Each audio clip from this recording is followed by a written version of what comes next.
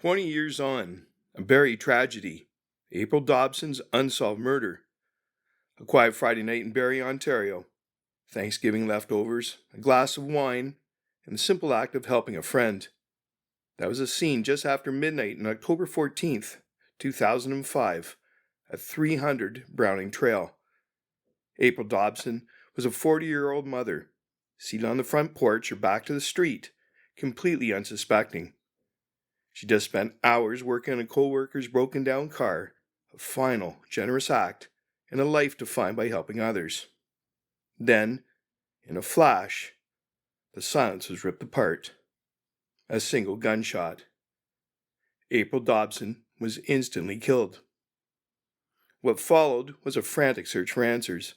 Hundreds of witnesses interviewed, a crucial description of a young man fleeing on a mountain bike, and a chilling void where the motive should be. Was it a random bullet? Was it a message gone wrong?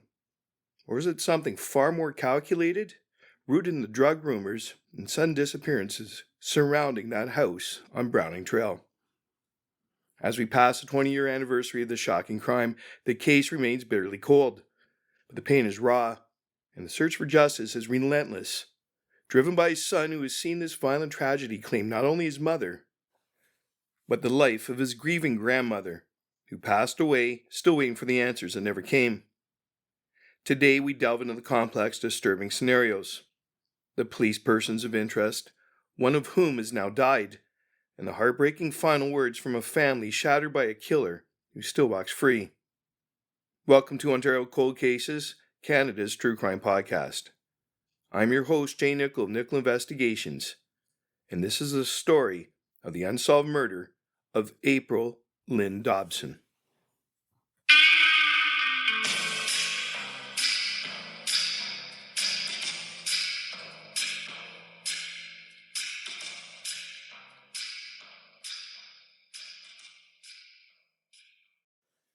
The date was just after midnight on Friday, October 14, 2005. The day before April Dobson, a 40-year-old mother, had finished her shift as a part-time delivery driver at the Swiss Chalet in Mapleview Street. April was known for her willingness to help others. That night, she went to a co-worker's residence, a house she had apparently never visited before, at 300 Browning Trail in Barrie's Letitia Heights neighborhood. She was there to assist her friend with a broken-down vehicle. She spent several hours dedicated to the task and was eventually successful in getting the car started. Just before midnight, with the work done, April and two female co-workers sat in the front porch of the house. It was a relaxed scene. They were enjoying a glass of wine and sharing Thanksgiving leftovers. April was seated with her back to the street. In the moments immediately following midnight, the tranquility was shattered. A single gunshot rang out. April Dobson was struck in the head. She succumbed instantly to her injuries at the scene despite the best efforts of a passerby and paramedics. The investigation. April Dobson was a daughter, a sister, a life partner, a friend, and a mother whose son was just 21 years old when her life was taken. She'd been a Barrie resident for 5 years, having previously lived in the Brampton and Mississauga areas. The subsequent investigation by the Barrie Police Service was extensive. They canvassed the area, ultimately speaking with nearly 800 people and formally interviewing 300 potential witnesses. Crucially, a neighboring witness observed a young man immediately after the shot was fired. This individual, whom police considered a key person of interest, was seen looking furtively over his shoulder as he ran a short distance. He then stopped, picked up a bicycle, and rode eastward into a nearby pedestrian catwalk. The police provided a detailed description of this person of interest.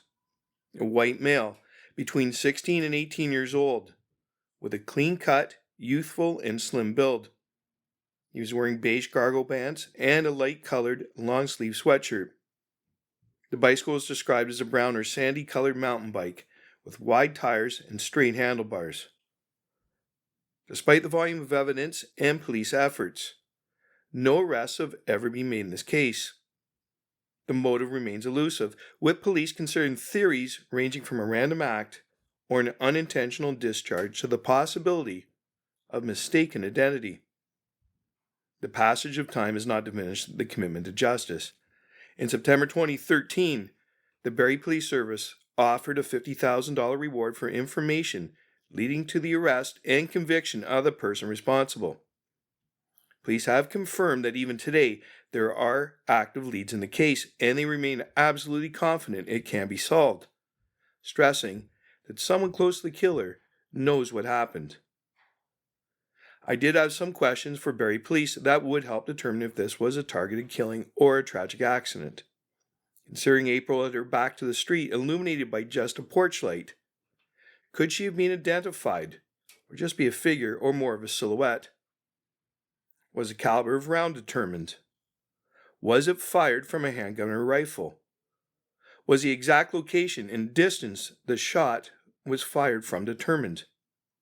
Unfortunately, Barrie Police were not able to comment on these, as this is an open investigation.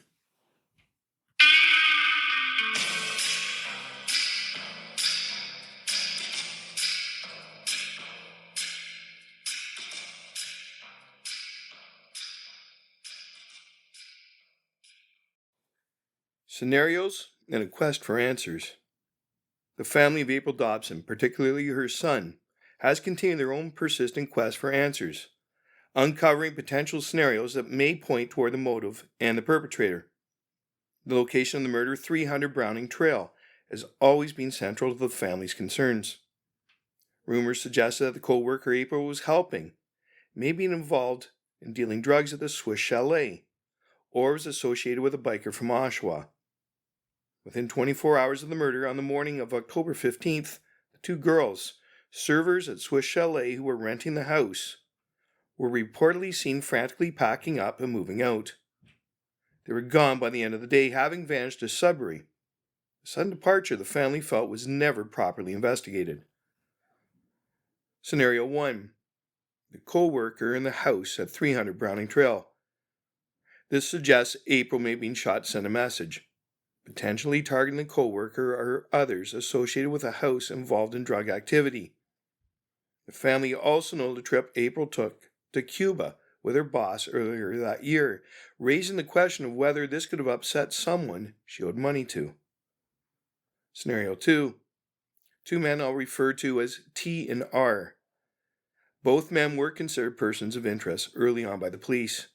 T allegedly confessed the shooting, providing graphic details about the act and the specific gun used to his ex-girlfriend and others. R, also a person of interest, tragically died of a heroin overdose on December 25, 2018. T, however, remains a person of interest, a fact confirmed by the Barrie Police. Scenario 3. Another theory focuses on a boy who reportedly resembled a police sketch and his brother. There being a serious falling out between April's son and one of the brothers over a large sum of money won by April's son in May 2005. The boy's mother attended April's funeral, sitting near the open casket. Crucially, a close friend of one of the brothers had mentioned that the shooter had died of a heroin overdose, a comment he immediately regretted and refused to discuss further. This detail became a highly significant one when one of the brothers later died of a fentanyl overdose in Penetanguishene Jail on January 23, 2017. Scenario 4. April's girlfriend at the time. At the time of her death, April was in a volatile relationship with a younger girlfriend, which was in the process of breaking up. This scenario considers the possibility that a third, older woman interested in the younger girl may have targeted April out of jealousy or obsession. The complexity of this case lies in the web of rumors and circumstantial evidence. April Dobson may have angered someone by owing money, by cutting someone off, or by refusing to repay a debt. The woman renting 300 Browning Trail, reportedly tied to bikers and drug activity, remains a point of focus. Of course, there has to be one more scenario to be considered. An accidental shooting by a kid playing with a gun, perhaps shooting at the porch light. Maybe the gun accidentally went off, perhaps just being fired without actually aiming at anyone or anything in particular. But what is undeniable is profound grief and a continued hunger for justice. The Barrie police are clear. Someone knows exactly what happened that night. To solve this cold case, the police need continued cooperation and the courage of those with intimate knowledge to finally come forward. Killer's a son, a friend, perhaps a brother, a partner. Someone close to him knows what he did.